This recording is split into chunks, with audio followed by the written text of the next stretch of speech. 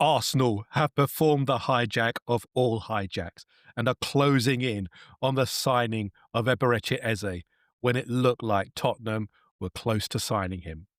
The boy is coming home. Having been a schoolboy at Arsenal and then being released, he's now coming back to finish the journey. We're going to look at the transfer and the timeline that unfolded yesterday and what Eze is going to bring to the team. Kai Havertz has suffered, unfortunately, an injury which will see him out for a while. So what will Arsenal do? Is the Eze transfer the response, or will we see another attacking player come in before the end of the window? Leandro Trossard has signed a new deal. Is this the right move from the club? We're going to discuss. We're then going to preview our first home game of the season at the Emirates against Leeds this weekend. It's going to be a great episode of Red Lines and Half Spaces.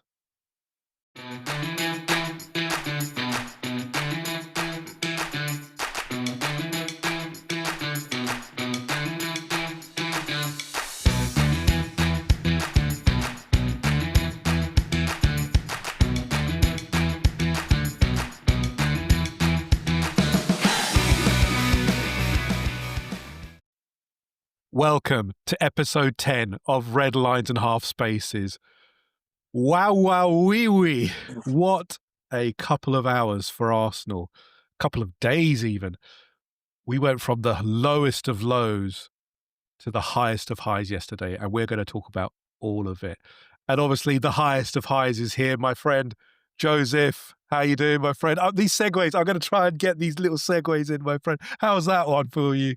Isn't it ironic that today is our 10th episode and the number 10 shirt could be being taken by... Who's that? Who's going to be taking that certain shirt? Eberechi Eze, maybe. Oh, wow. What a glorious start today it's been. We didn't plan that at all. We didn't know ahead of time that Eberechi Eze was joining us, did we, people? Do you know what? I woke up early this morning. I was up at I must have been up at about 5 o'clock this morning through life. And do you know what? I thought, I'll check the phone and see what's happened overnight. I obviously heard the great news last night, but I checked my phone and there's still TalkSport, Jamie O'Hara having a meltdown. So I'll have to watch it out. Well, I've been first thing this morning, watch that. Next thing, those two idiots from We're Tottenham TV. I watched them two idiots. So you went down the rabbit hole. You went down the rabbit hole of Tottenham meltdown.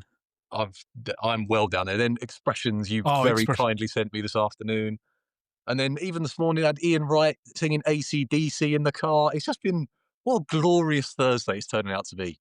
It is, isn't it? Do you know what? Shout out to all the Arsenal and Spurs creators, because the entertainment provided is nigh on addictive, if I call it that. And it's crazy how much reaction and, pieces are done as soon as transfer activity is announced even. It was crazy. But Joe, let's get into this. So Arsenal have performed the hijack. It looked like Eberechi Eze was off to Tottenham, on Tuesday pretty much. Tuesday morning, he was due to, everything had been done, agreement in principle, wages agreed. But no, here we goes, no confirmation. And then last night, 7:30, the bomber dropped. The Ornstein, the Oracle decided to open the gates and drop the bomb. Arsenal were in for Eberechi Eze. They'd already started the negotiations with the Palace, and then it accelerated really quickly to the point that pretty much everything is agreed. And it's pretty much there. He will have his medical tomorrow, and then fingers crossed on Saturday at the first home game against Leeds, which we are going to talk about, we may be presenting our new player, new number 10 potentially, Eberechi Eze.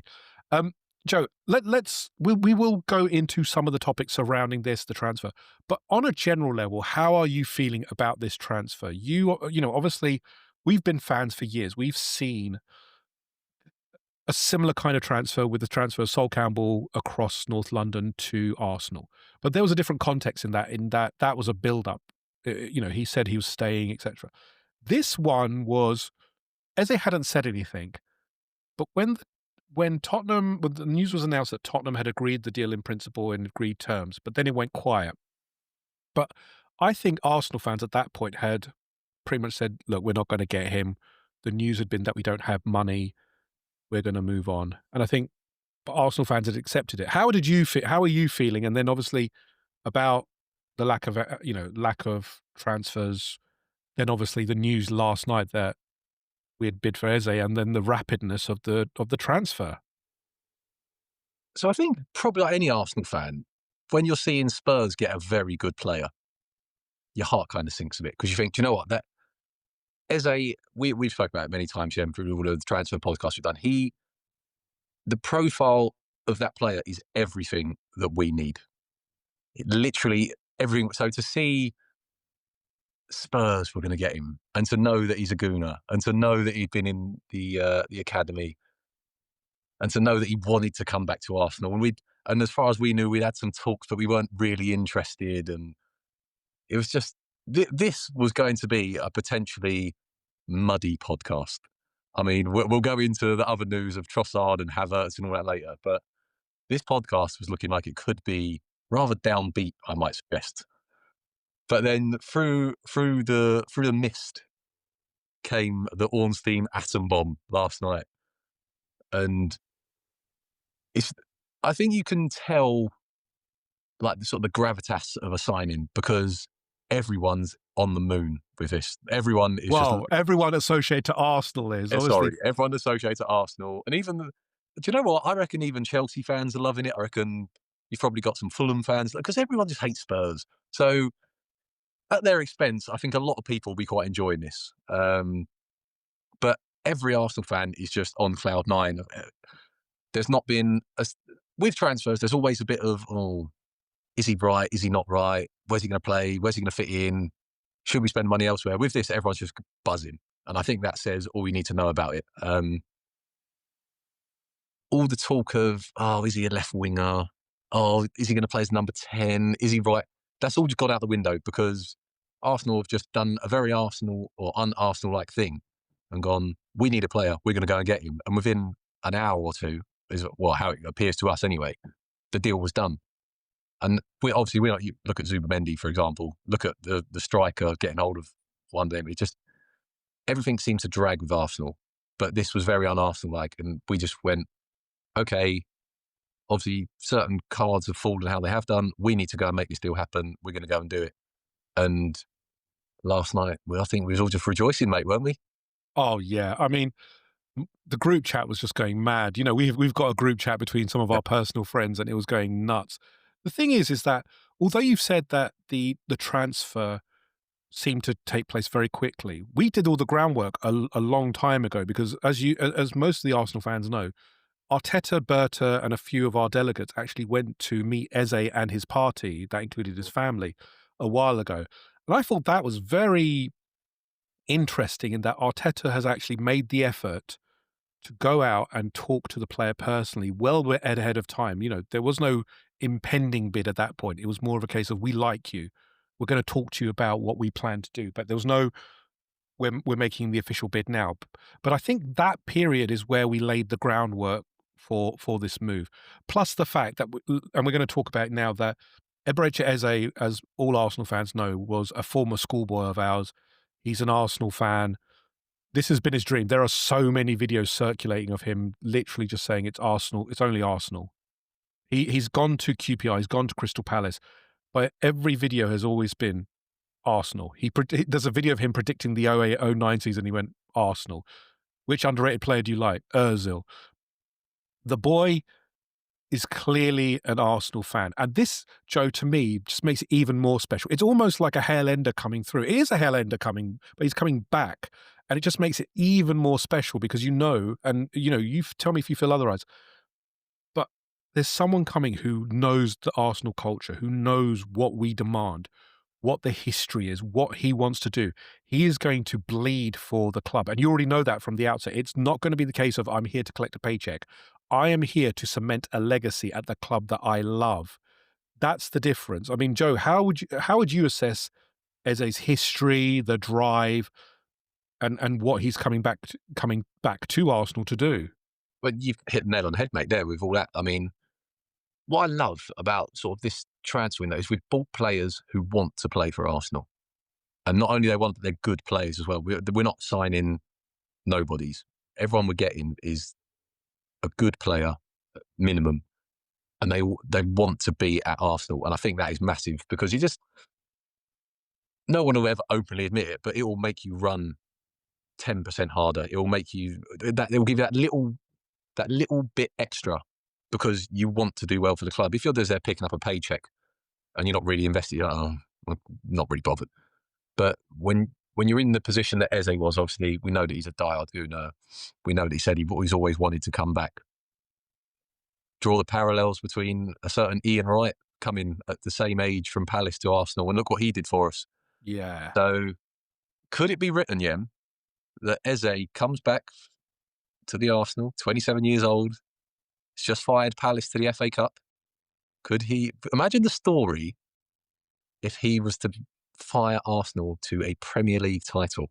Well, let's talk about it. The full circle moment. Can you imagine the scene? Oh, I would love it. I think every fan would love it. But let's talk about that. What does Eze bring to the side? He is, by all accounts, plays an attacking midfielder, but he can play across the front line. And that's part of why I think Arteta really likes him. He's versatile. He can play system, but he's got the versatility to, be unpredictable, to do things differently. He tackles back well. If you look at the stats actually for tracking back, he's, I think, third on the list behind Bukayo Saka and a few others of ours. So, Joe, I mean, what is he going to bring to Arsenal? You touched upon it briefly, but what, in your opinion, is he going to bring? So, he, like I kind of said at the top of the show, he brings everything that I think this team currently lacks. We lack, I think, ball carriers, which Eze is one of his main strengths, the way he can pick up a ball from deep and just drive with it. He's not lightning quick. He's not like a Martinelli pace, for example, but he's got enough pace that he can get away from man and not be caught. Very strong on the ball as well. So once he gets away, he's very difficult to get back. Similar to Saka in the not massive in frame. They're not small guys, do you know what I mean? But they're not sort of big physical specimens, but they're just so strong, very difficult to get off the ball. Unpredictability. He's a maverick. He can go left, he can go right, can shoot from distance, can pick a pass, chance creation, outside the box shooting, just all these things I think we've lacked over the last few years. We've got some fantastic players, but all those elements are things that I've wanted to see added to our game. And the fact that he excels in most of those areas, I think, means that he could be an absolute dream for us. Don't get me wrong, he's probably not the out-and-out left winger that some people will call him for, but he can do a job out there. I think against Chelsea in the first game of the season for Palace, I think predominantly played off the left and played quite well by all accounts. So it just showed. Go on. We don't need an out-and-out left winger because we have one already in that Martinelli plays there. What we want is someone who's actually going to affect the left wing, isn't it, Joe? I mean, that's the difference. So he can go out on the left and do that. He can play as the left 8 if we need him to. What I would love to see in some games, and we touched on this, I think, a few podcasts back, I would absolutely love to see, just to mix it up every now and again, Odegaard as your left 8, Eze as a right 8. The creativity there is unbelievable. They can interchange. You've then got sort of a left-sided player, sort of a stronger left-footed player, on the left side, right-footed player on the right side. And it just creates more angles and makes us so much harder to defend against, which is obviously horseshoe discussions going back into that debate. But I think Eze just unlocks so many doors for us. Yeah. And he could really... This transfer window, I think people will kind of look 6s and 7s out of 10, I think. The Eze signing takes it to 8, 9s, maybe even a 10, depending on what sort of sales come in as well. But he just unlocks so many doors, and he really does just raise the levels for us just across the board in an attacking sense. Yeah, and I agree with you, Joe. I think as a chaos enabler, I think that's the one thing he will do. He will create disruption. And our biggest problem has been against the low and mid blocks. That's where we've struggled. Eze can break those blocks. And I think that's why Arteta has gone for him, that it's going to make it much more easier to break down those blocks. It's going to make defenses think about it twice. Oh, well, we'll get to Saka and we'll get to Erdegaard. Oh, there's Eze. What do we do? Because someone's going to get through.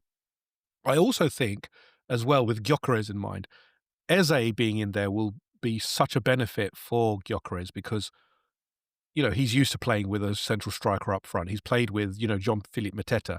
And you want someone who is going to be slipping the balls in, who's going to be crossing, ensuring that, you know, that you go to your striker in the middle. And that's what we needed, because it's clear that on the transition, we still struggle.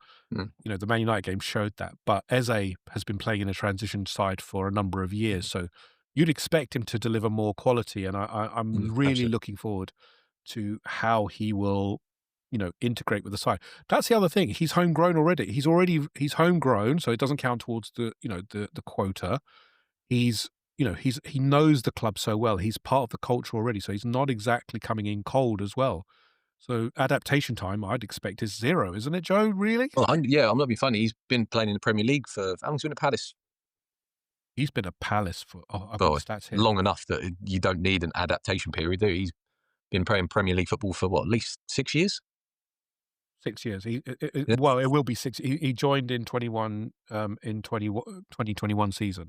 Yeah, He's in so his 6 years of Premier League experience. He's played against all the Premier League teams. He knows the league. He's just, yeah, he will come in. He'll be ready, and not even he could. You're looking at him potentially. I don't think he'd be ready for Leeds because obviously he's playing for Anfield's Palace tonight. Anfield. Isn't Yeah, he plays tonight. But- So the agreement is that tonight he will play his final game, what we determine is his final game, unless something catastrophic happens with the transfer. In Palace's first European game. I think that's a great way to go out, isn't it? Yeah, Just to say yeah. goodbye. Let him play that last game at Palace. Hopefully, get them in a good position to get into Europe and to go and do Arsenal fans watching, just praying that there's no injury. Just I'm this literally, thing. Yeah, hopefully he comes through unscathed. But then I would love to see him presented before the Leeds game. yeah, and then Anfield, Little surprise, and then get yourself in the squad for Anfield because you're going to be used, and he's going to lay down some fire at Anfield. Well, think about this. So he's going to go up against Jeremy Frimpong, who is on the right-hand side. Now, Jeremy Frimpong is a fantastic attacking player, but he's not a defender. I saw... He's starting Eze for Liverpool. Yes. Oh, 100% I am, because do you know why? He's the unknown for Arsenal. It's easy to predict Arsenal at the moment. If you start Saka Martinelli, it's easy to predict how they'll play. And although Frimpong will go pace for pace with Martinelli, there's no doubt of that. Whereas Alexander-Arnold couldn't do that. But Eze will have Frimpong in loops and nuts, and you will never in knots, and he will not be able to do anything about that. I think you go with Eze as a starter. For me, I love Martinelli. We've talked about it on this podcast, but unfortunately, he's low on confidence. He's struggling with the burden of expectation that has been on him for a while. But Eze doesn't struggle with that. He's a match winner. He's the one who's changed history for a club. He's coming back to the club that he wants to come to. So he's going to put 110%, as you talked about, Joe, against Liverpool in the big game. You don't think Eze is going to turn up? Nah, he's got to start. For me, he's got to start. Unless something bad happens, he's going to have a week and a half off, isn't he? So, from tonight's game to the Anfield game, he's going to be doing some media. But how excited are you for that announcement video? I'm ready for Saturday, mate. Mate, don't. Announcement videos have been trash lately. I've not been impressed with them. If Arsenal don't get Sol Campbell out for that announcement video, then they are missing a trick in a massive. It's got to happen. It just has to. Oh, big song. And if you can get a Chris Eubank, it's a stupendous day. I'd love something. I don't want any of this tactical, like they say, precision, all this kind of... like the Super Mendy one. We've got no interest in it. Just give me... You remember, what's the advert Sol Campbell done? Was it for like Vodafone or something? Yeah, Vodafone, yeah. Something along them lines with Eze. The absolute magic, mate. I'd love it. Something theatrical. I want something theatrical. The boy is coming home. I started off in North London. It's got to be something like that. But if Sol Campbell's not in it, then Arsenal are just, whoever's in that media department needs to I sack do. immediately. The only thing I ask as well: do not film it in the Arsenal car park. If I see another Arsenal car park video, I'm writing a strongly worded letter to the Arsenal media staff, and my strongly worded letters, people, are the stuff of legend. I have made many a complaint to many different companies, but I'm well versed in it. But yeah, I would start him at Anfield. What would you do, Joe? Would you start him? You would, yeah. I think I You would. would. But the only thing I would say, Yem, is that Martinelli, for all his faults, usually has his best games against Liverpool. But that's against Trent. But that's against Trent, isn't it? Because Trent but he'll have confidence going up against him. Liverpool don't enjoy playing against him. So, and like you said, Frimpong will leave a lot of space. So it could be a game for Martinelli and Eze off the bench just to come and terrorise them. Like, the bench is stacked, isn't it? I love it now. Can you imagine? Look, this thing now, we like Man City, we now have a squad capable of going a Premier League season. Odegaard gets injured. Oh, okay, we'll stick Eze in the 10. Oh, Saka's injured. Okay, Madueke can go out there for however long. You know what I mean? Would you say, Joe, on balance, we have the deepest squad now, or is it still City? Place for place. I think you'd probably have to go with us, wouldn't you? I mean, I know I'm putting more pressure on us, but I think if you look at, I think if Man City get injuries defensively, they probably struggle a bit. Yeah. Whereas I think we're quite strong if we get defensive injuries. Our biggest letdown was obviously injuries in the sort of attacking areas. But with the signings we've made this summer, we're quite well stacked there. And obviously with Wanyeri and Dalman coming through, so I hate to say it because I feel like I'm loading more pressure onto us. But genuinely, I think we've got a deeper squad than Liverpool now. I think attacking-wise, they're still better than us. But yeah, I think go starting 11s, and I think if you look at sort of, like you said, Liverpool's front sort of attacking options, I think they're still probably player for player have the better options. But I think in terms of variety and numbers-wise, I think you've got to say that we have now got maybe one of the best squads in the league. I think the first 11, if you do like for like first 11, the front four of Liverpool are probably the best in the league at the moment. But in the defensive areas, we are much better. No doubt of that. That midfield of ours, much better. So I'd say on an overall, we're still probably a better first 11, but the front attack of Liverpool is devastating. We've seen that. But overall, you'd expect that our midfield and our defence look better on paper. Again, it's all on paper. We're going to see what happens in a week and a half or so. But Joe, we do have to touch upon the nature of this transfer. Obviously, everyone has been diving into content this morning. You mentioned Expressions, who we have to call out as a fabulous YouTuber. He's so entertaining. I don't know how he comes up with this stuff, but he's a wordsmith is the only word I can call it. That, he does so well with it. But for a while, James Maddison went down about 3 weeks ago with an ACL, a season-ending ACL injury, and then they went to Eberechi Eze. At that point, it looked like Arsenal had stepped back a bit because we didn't have the money. We had just bought Gyökeres, and we were done. And then you saw all of the personal terms agreed, agreement in principle, yada, yada, yada. No, here we go. But Spurs fans were pretty confident of this one. But our good friend Walid, who is always calm about this thing, just said, look, it's not going to happen. He's not going to go there. He was very assured, wasn't he, Joe, that... Always is. He always is. He's got his sources. But the joy of this transfer, not just because it's an Arsenal boy coming back, but the nature of what's happened in that it's affected Spurs as well, and affected Spurs greatly, and their fan base is literally crying right now. There's talks of protests against Daniel Levy and all this. Honestly, as we all know, the endorphin rush from this kind of thing, and you mentioned it at the start of the show, Joe, is just different level, isn't it, Joe, when you get this kind of transfer? Not just a good player joining us, but a good player who's literally said to Spurs, no, thank you.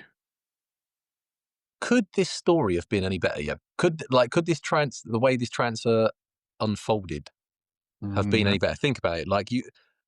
if we'd gone and activated his release clause and just bought him, I think there would have been a lot of debate over, did we need him? Is he the right age? Is he going to play week in, week out? Where does he fit? Blah, blah, blah, blah, blah. And all the usual sort of over-analysis, if you like, we dive into. Whereas the way this has happened, he was literally he was close enough to sit in the Spurs media room behind a desk with a pen. He was literally. Well, they thought he was. They thought he was. Little vibration in his phone. He thought, I better check that before I put pen to paper. Oh, it's Andre Berta. Sorry, I'll be right back, guys. And he never went back. And I just think it's like Emmanuel Petit, isn't it? Do you remember Emmanuel Petit got in a taxi and went? But that's what I mean, mate.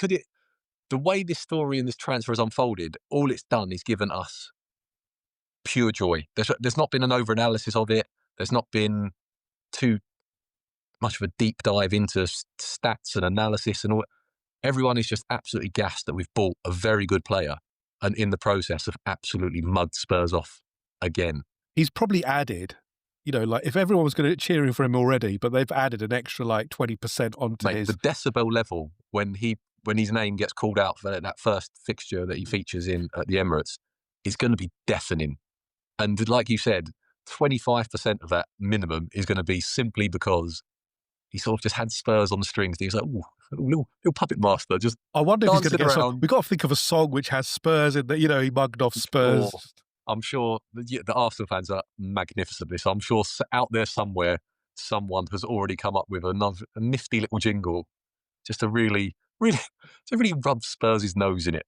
And why not? Do you know what? The videos, as you said, we are Tottenham TV, all of these guys, again, we shout out all the good content creators, but the look on their faces, the dejection, we're here for it, aren't we? Look, it's all banter. Don't wish any ill will or anything like that. It's just banter because they will do it to us when something happens and something will happen to us. But we have to take it when it comes. It is the history of the Spurs, it is. It's just it's amazing, isn't it? Eze's turned down European champions to come and play for the Arsenal. Yes, European champions. But the fact is, look, if you be realistic, Spurs are a good team, but they're not a regular Champions League team, are they, Joe? At Arsenal, you are guaranteed to be playing every year at the moment in the Champions League.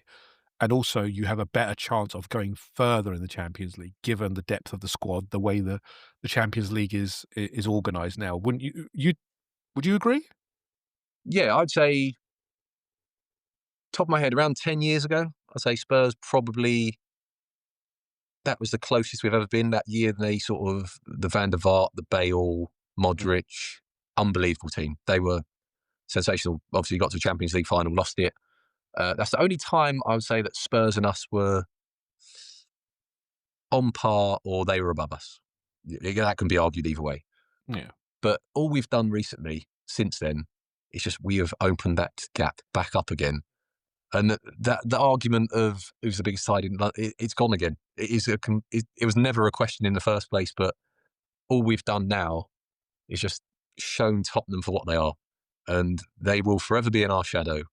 There's only one club in North London, and it is the Arsenal. And Tottenham, they'll whine, they'll moan, they'll complain. I heard Jamie O'Hara trying to justify that they're a big club and that players should want to go. You're not. I'm sorry, but they're the Newcastle. They're the Newcastle of the South, aren't they? As Jason Cundy put it on TalkSport, they're the Newcastle of the South, aren't they? Jason Cundy winds me up something chronic sometimes, but I cannot help but laugh the way he gets on to O'Hara about Spurs. It is just magic. But Spurs are Spurs, mate. This is what they are. And again, there's levels to this. Arsenal competed for the league for the last 3-4 years. Champions League now, progressing in there, buying players now to try and go to that next level. It's just levels to this, mate. And Spurs are where they are and we're where we are. And it's just 17th, weren't they? They were 17th last year. So there's no comparison between us, mate. And this isn't me just being a bit of a knob and trying to give it to Spurs fans and all that. But it's just not a comparison anymore. It's just we are better than Spurs. Yeah, you've got a good manager in Thomas Frank, but there's levels to this. And you're your level and we're where we are. Do you know what the date to mark, Joe? November 22nd, Saturday. Well, I don't think it will be because it's a 3 o'clock kickoff. Well, they're moving to the early one. They're going to move. They're going to have to move it, aren't they? It will either be They the normally early do the game. early one, don't they? Because they don't like people drinking pre-game. Yeah, that's going to Okay. be that Right. game. Is honestly, it's going to be immense. I can't wait for it. I'm so excited. I'm really excited for this transfer. I'm Mm. looking forward to it. I'm looking forward to when he makes his debut, when he's presented to us. So Eberechi Eze, hopefully medical done tomorrow. No issue. If there's no issues, he will be an Arsenal player, maybe officially unveiled this weekend, but certainly will be training, with the first team from Sunday onwards. Plays tonight in as we said, in Crystal Palace's first game in Europe. Wish him good luck, but please get him off at Yeah. half time. We don't Please even do not earlier get if we could do. injured, for God's sake. Channel 5, it's on Channel 5. Channel 5 are about to get the biggest audience they've had for a Channel long 5's time. viewing figures are going to go through the roof tonight. Exactly, because I'm watching and all the Arsenal fans, just for Eze watch. It's not about anything else. It's Eze watch, When isn't was the it? last time you watched anything on Channel 5, yeah? I thought it was dead. I thought Channel 5 had gone. I didn't even realise it was here. Is John So Barnes and Pat Nevin still presenting on there? Or? they probably are. They're probably it's like cobwebs around them. Hello there. We were the football for Channel 5. You don't remember us, but here we are. But no, it's going to be great, and I'm looking forward to it. So fingers crossed, all of that goes well. Let's touch upon a few more subjects. The news that kind of may have exacerbated us going for Eze is that unfortunately Kai Havertz has suffered an injury, and it looks like it's a knee injury during the Man United game, and is set to miss a spell. We don't know how long yet. There are rumours, could be from a month to 3 months. We don't know yet. Joe, this is a bitter blow, isn't it? Obviously, it's been tempered by the Eze transfer, but it's a bitter blow, isn't it, to lose, one of the key players in the team, effectively. Yeah, of course it is. For all these faults and all the criticism he gets playing as a centre forward, Havertz, he's been brilliant for us. Probably should have scored more goals, but he's scored a fair amount of goals. Obviously, the pressing that he offers us as well is second to none. It's world class what he does for us up there. So it's a huge blow. And leaves in a position now if Gyökeres gets injured, are we back to Marino as our centre forward again? We're sort of, after all the good work of the summer, we're almost in the same position, which is really frustrating. But hopefully it won't be too long a spell. Really mixed reviews I found on socials. Like some people saying it could be 6 months, some people saying it's a few weeks. I think the problem is that the injury has to kind of settle down, and then they're going to do a scan, and we'll know more. So But yeah, we'll have to typically, wait. But yeah, typically we normally have the worst case scenario, worst don't we? case luck of this sort of thing. Yeah, but yeah, just hopefully, mate, he's not out for too long. Like we said, the Eze news has kind of lifted us, and if you like, sort of covered over that for the time being. But yeah, we just need to hope for the best, and hopefully for his sake, it's nothing too serious in a few weeks, and hopefully he'll be back. Yeah, I hope so. But do we think that outside of the Eze transfer, we're looking at another striker, or is it just that, look, strikers are quite expensive to deal with. We don't have enough I there. can't see it, mate. Can you? I mean, the fact that we Who dropped. do you get? Who do you get? Who's available? Who's realistic? Who is going to know that they're going to be third choice eventually behind Havertz and Gyökeres and play that way? I don't think we've got any. I don't No. think there's anyone on the market. You could say, oh, Watkins, but Watkins won't come to Arsenal now because he knows that it'll be a third choice. There's very few players I can think of who would deliver the quality and be happy sitting on the bench. Jamie Vardy? 37. I really do not want a Jamie Vardy in the team. I don't think he No. offers any. I don't think he offers it. You don't, but as a third choice striker for free, I mean, I don't want him, but it's just I'm thinking of people out there who could fulfill a role. I think Could we're do going it. to. I don't know. I think we may have a fluid front three with Martinelli actually being spearhead in some cases. Yeah, I think we'll see Martinelli in there. I think we'll see Trossard go as that sort of false nine role. I think Marino will go up there. He can do a job in certain games for us, as we've seen. I wonder if Eze could do it. Could Eze go false nine? That same sort of role that It gives Trossard us the does? option. There's so many options now because you're not compromising your wingers, are you, really? Because you've got Madueke, you've got Trossard, you've got Martinelli, you've got Saka, you've got Eze. So there's not Max Dowman as well has played from the right wing. So Mm. you're not compromising the wing anymore to accommodate that player in the front. What you're doing is having a very fluid front three that can Yeah. interchange, hopefully. So If anything, it'll give us that unpredictability that Mikel's been talking about, hasn't it? When selecting a yeah, starting 11, yeah, you don't know who Arsenal are going to put in there, and that's yeah. But for the probably not moment, ideal circumstances, but it's a yeah, good thing to have up your sleeve. it's going to be Gyökeres. We know Gyökeres is going to start the games now, and it's good and bad for him. He's got a lot of adaptation. He's going to be playing Mm. every game pretty much, and he's going to get that time to adapt. We'll see if he sinks or swim because it's a lot to do. He's not going to get any time out effectively. He is the striker now.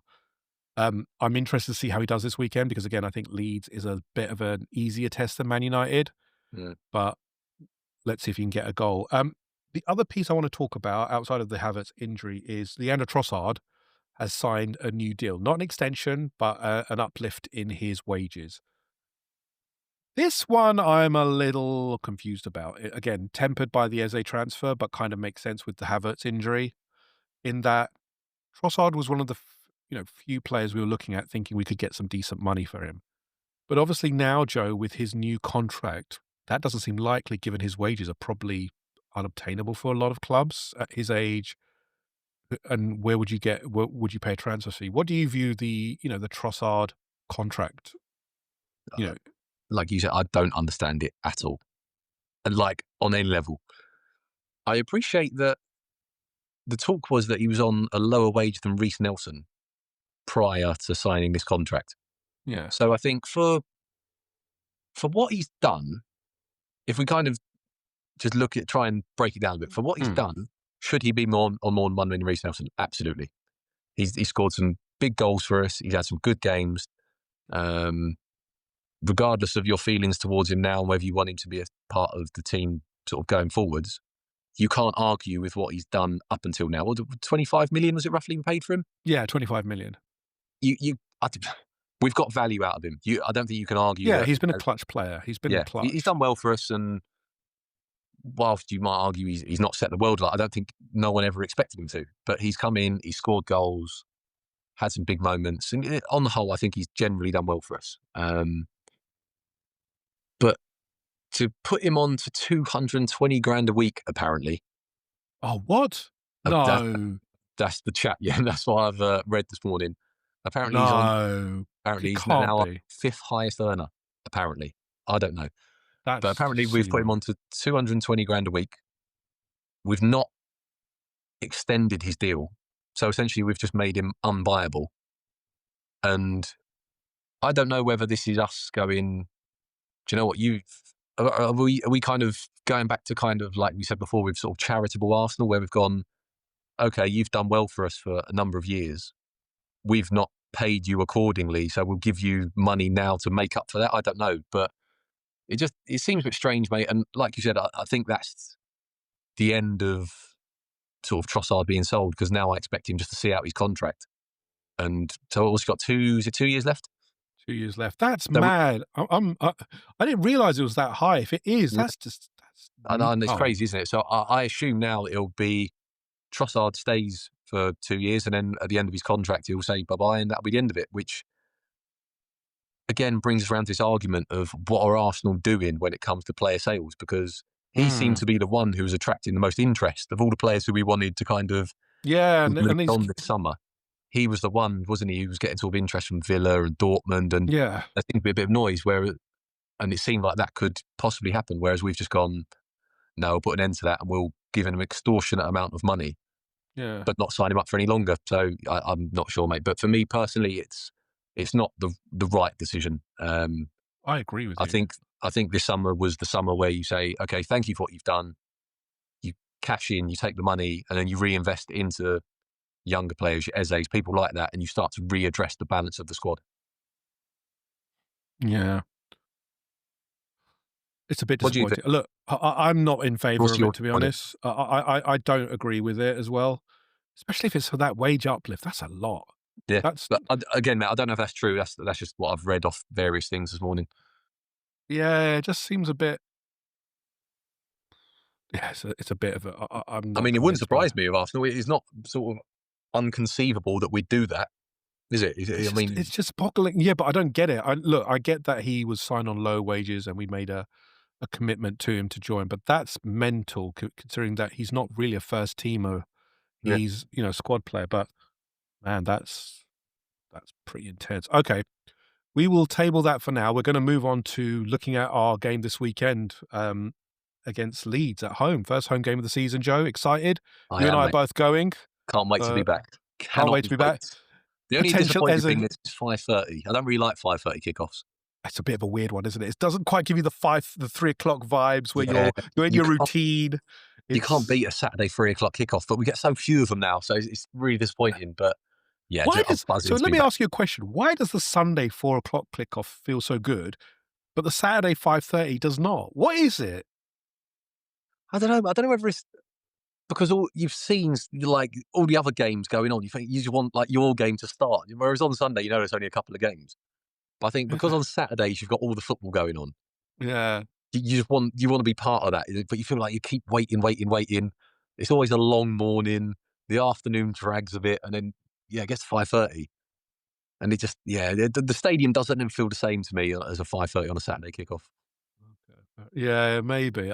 Yeah, I don't like 5:30 games. It just feels weird, doesn't it? Yeah, Finishes quite late, but 7:30ish. You don't get home until late. If you wanna get some dinner, that's now getting into 9 o'clock territory when you finish, a few of the lads and I are going out afterwards. Um, but, Joe, you're more than welcome to join us, obviously, as usual, thank you. we Thanks for love the it. invite. Yeah. No, we don't want Joe there. Look, he's terrible at a thing, no. But, Joe, let's have a look at the game.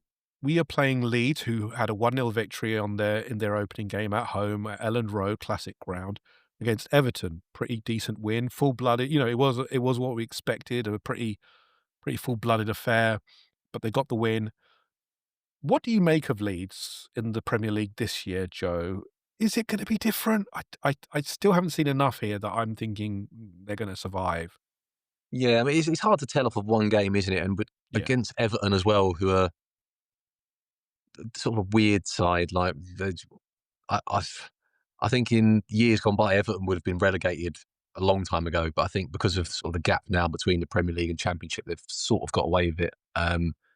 So it's hard to tell when they're playing up against an Everton. I mean, it's a good start for them to get a 1-0 win. Um, but again, I just that gap between Premier League and Championship teams is it's becoming bigger and bigger, and Yeah. it's just harder for the Championship teams to stay in there. I mean, Leeds and Sunderland, like we discussed previously, the big clubs.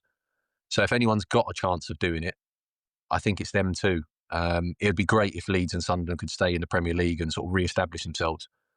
Because for me, growing up, Leeds and Sunderland were Premier League regulars. I mean, Leeds were Champions League team for me growing up. So Yeah. it'd be great to see them back in it sort of more regularly. I'd like to see them stay up. But it'll be a difficult game, yeah. It'll be a tricky game. I mean, the crowd be buzzing obviously with the Eze news and that sort of thing. But they'll make it hard for us. It won't be an easy game Saturday by any stretch.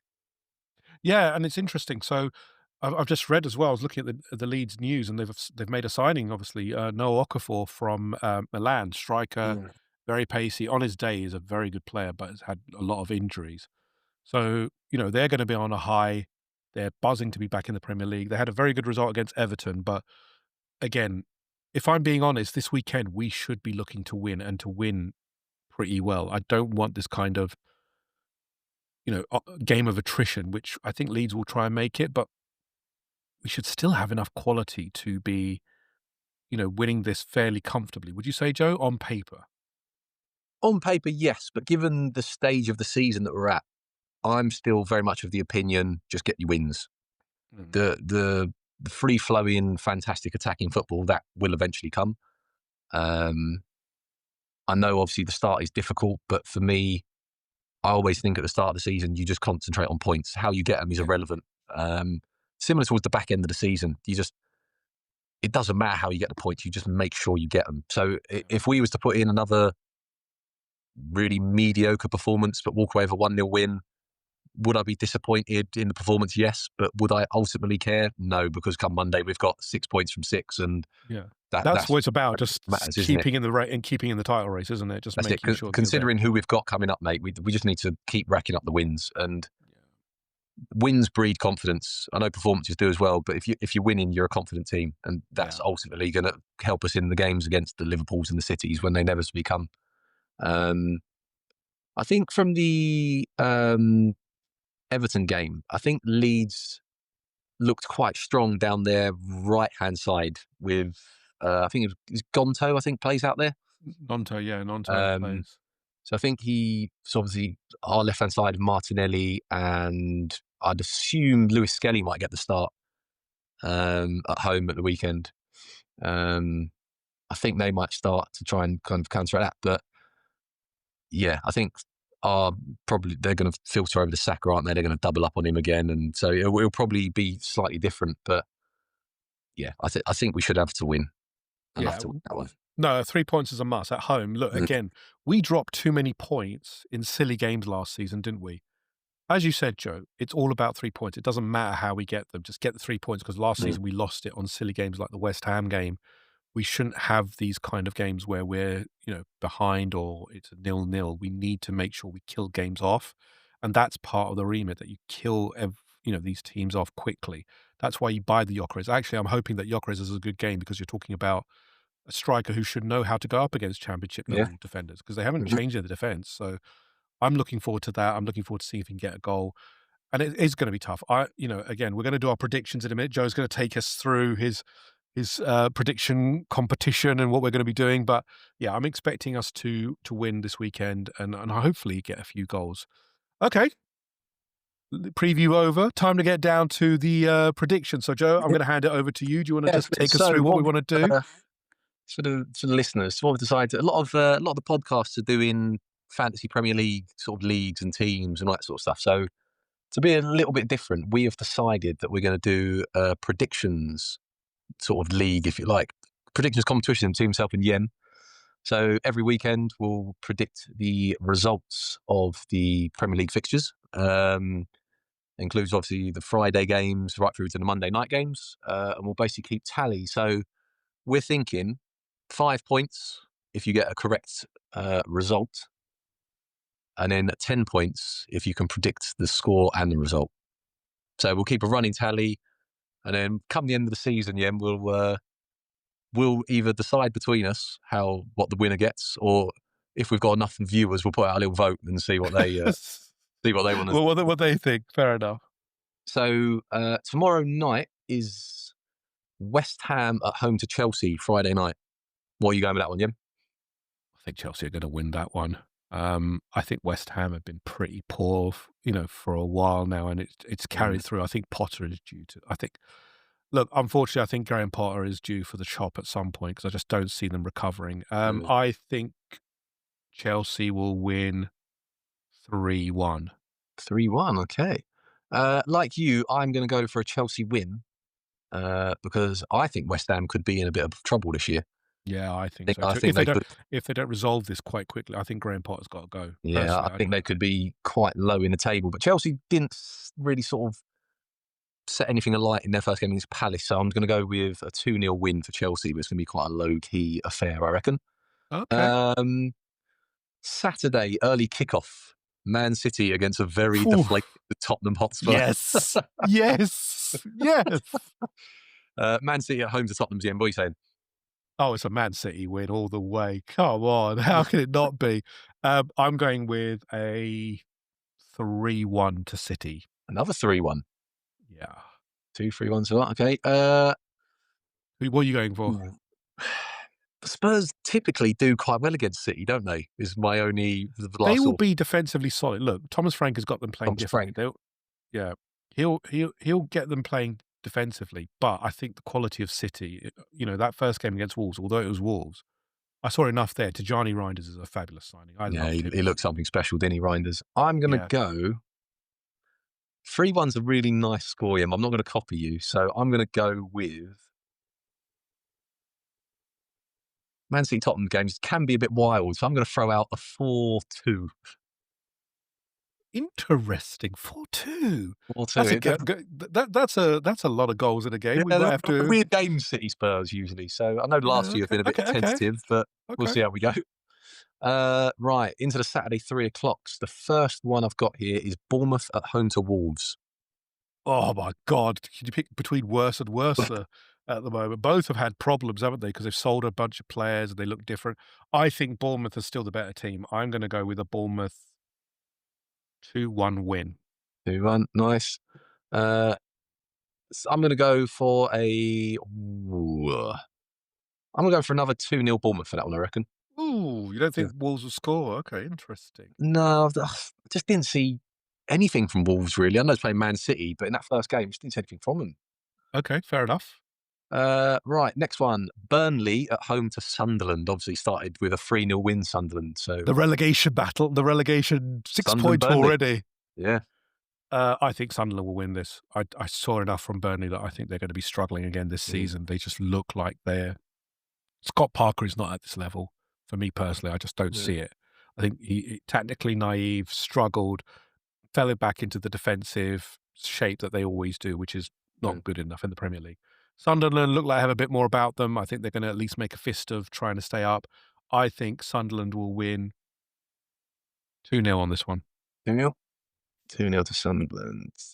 I, again, like you, Yem, I'm going for a Sunderland win. Burnley, Sunderland. I'm going to go 2-1 to Sunderland, I think. Okay, fair enough. 2-1 from the two teams that have come up. Next one, another Saturday, 3 o'clock. It is Brentford at home to Villa. Both of them struggling, I think. Both of them are struggling. But Brentford are struggling more. I think they've let go of too many players. They bought Ouattara. They bought a few other players, but I just think that this, Sounds like Wissa might be going as well. Wissa's probably Potentially. going to go. He'll go eventually. I mean, it's the case of if Newcastle will pay up the fee, but I think it's going to happen. I think Aston Villa will win this, but only just. I think a 1-0. 1-0 Villa. I'm going to bank on the fact that Brentford are at home for a little bit of a boost, but I can't see him. So I'm just going to go for my first draw. So I'm going 1-1 for that one. Ooh, bit of deviation here now. This is where it's going to start to diverge on. This is where we're going to start finding out who's got what. Yeah. Right, now into the late kickoff on Saturday, the big one, the one only fixture anyone really cares about. Exactly. Arsenal against Leeds United. I've already said that we should be winning. I'm going to go with a 2-0 for Arsenal. 2-0. Now, annoyingly, Em, I'm going to copy you here because I think this game's got 2-0 written all over it. I think it's just one of them games. It's going to be Leeds back to the wall for the majority of it. I think we'll have a lot of the ball. Yeah. We'll get a goal sort of midway through the second half. Yeah. And then we'll kind of get another one late on and it'll be a 2-0 win. I'd agree with that. Right, into the Sunday games, the not-so-super Sunday fixtures, I'll call these. So at 2 o'clock, we've got Palace at home to Forest. I feel for Palace because Palace they're just about to lose Eze. They're going to play Europe this week, which is going to be a massive high, but they're going to. I think it's too much for them in a week. This is their first week where they're going to have the full European schedule. Nottingham Forest are going to win this one. I think it's going to be a 2-0 to Forest. I can't 2-0 see. Forest? Yeah, without Eze, I think it's going to be a real struggle. Yeah, they're not like going to replace him. I think the European thing's going to take its toll. Obviously, not used to it. I don't think they've got the biggest squad. No. And Forest, if they can continue to form they showed last year, could be a handful again. Forest will still have the same problems eventually, but they're not in the open. They're not in the qualifiers, are they? They're in the Europa League. So they will have the same problem. I'm going to go 2-1 Forest. I think Palace will get a goal. I think we've got enough to do that, but I think Forest will edge it. Next Sunday, 2 o'clock, is Everton at home to Brighton. I think Everton will win this one. I think it's going to be a 2-1 because I still think Everton have enough about them at home that they'll be difficult. I think Brighton, I can't make Brighton out. I think they are a good team, but they flattered to deceive. Even last week as well. I think they've played in the first week of the season. Who was it? 1-1. They played Fulham, didn't they? Oh, yeah, they got late equalised, didn't they? Yeah, it wasn't amazing. It wasn't an amazing game. So I think 1-1 is, I think a 2-1 to Everton just because they're at home. It's Goodison. First game of the new stadium. Oh, yeah, good point. Good point. I think it'll be an Everton win. Yeah, I think Everton as well, like you said, for that sort of first game at the new stadium. The boost, yeah, the Oh, boost. hang on. Thinking of it, when we moved, we struggled with the new home for a while, didn't we? Oh yeah, you're So right. I'm gonna okay. Oh, I'm gonna swing this Can I round. change mine? I didn't think about this. I'm gonna go with a 1-1. But you tell me what you want to change yours to. Yeah, we I'm going with the will. Brighton win. I'm going with the Brighton win. So Oh, Brighton okay, 2-1. 2-1 I Brighton. didn't Okay, think about that. Do you know what? You re-engaged my brain that was dead. Brighton 2-1. Okay. Right. We continue with the glorious Sunday fixtures of Fulham at home to Manchester United. As much as I hate, I think Man United are back. I think they'll win this, but I think it'll be a 2-1. I think Fulham 2-1. still have got problems. Yeah. Like you, mate, I don't know if Man United are back, but I saw enough from them in an attacking sense to know that they're going to cause a lot of teams problems. Yeah. Fulham, I think I can't see them being too much of an issue for Man United. So I think this could be a 3-0 Man United. Okay. Interesting. And the fixture of fixtures, yeah, this is the one that I think this is the the one we've been world, waiting for. And it the came world around has really waited. quickly. Monday Night Football, 8:00 kickoff. Newcastle at home to Liverpool. What an atmosphere that is going to have. I can't think why. Why would it be so raucous? What's happened, Joe? Tell me what's happened. That is going to be an unbelievable game to go to and watch, I think. The atmosphere in that stadium will be top. I don't think Isak will play, do you? No, I don't think he will, mate, funnily enough. But if he does, that'd be amazing, wouldn't it? Oh my God. Could you imagine if they put him on the bench and brought Imagine him the on the last... rebirth. Newcastle struggling with no signings. They haven't got a striker up front. I still think Liverpool are going to win it 2-1. I think it'll be a blood and guts affair. I think it'll be 2-1. a really raucous atmosphere, but I think Liverpool have enough to get through because I just don't see where Newcastle are going to get goals from. I haven't seen it yet. I'm the same. I would go for I think Liverpool, they looked defensively, they didn't look the best in that opening game. Like you said, though, Newcastle without Isak is a problem for them. I'd expect Liverpool with their front line to cause Newcastle a lot of problems. So I'm going to go 3-1 Liverpool, I think. Oh. 3. Okay. Right, that's all of them. Although I will say that midfield of Newcastle is a lot better than Liverpool's. You know, you've got Joe Linton, Tonali, and Bruno Guimaraes. That's a much better midfield. Strong midfield. But like we said earlier on, mate, I think that Liverpool attack, it's just they've got so many options. So many options. And even when they play badly, they scored 4 against Bournemouth. So yeah, that's true. I know there was Anfield and it sort of adds an extra layer to that. But that's it, mate. All the results are in. They're all logged. And what we'll do is when we do our review show of the Arsenal and Leeds game next week, we'll go through them and we'll keep a tally and we'll see where we come at the end of the season. Okay. And you're going to get a little table for us to put on that we can tweet out and all this? Joe, we can do all that. We can make it all very we're going to make it fancy, eh? Come on. I love it, Joe. We've got some actual numbers to put on there, but then we'll start making a fancy little chart for everyone to look at. And who doesn't like a good table? You know, the mathematicians amongst us will really love it. So the numbers. Fantastic. We're going to end the show there then. You know, Joe's done it. Joe's given us the little predictions game. We'll see how that goes. Thank you, everyone, for listening to us as usual. If you do like the content, please do subscribe to us. We're on Apple, Spotify, Amazon, YouTube. We also do we've got some videos on TikTok and little shorts on YouTube. So we're grateful for everyone who's had the time to listen, who's been commenting and giving us feedback and is watching the videos. Thank you so much. We hope you enjoy it. Obviously, everyone's on a high at the moment, so hopefully the feeling will continue this weekend with a win and a presentation, hopefully. But until the next episode, thank you very much, and we'll catch you on the next one of Red Lines and Half Spaces.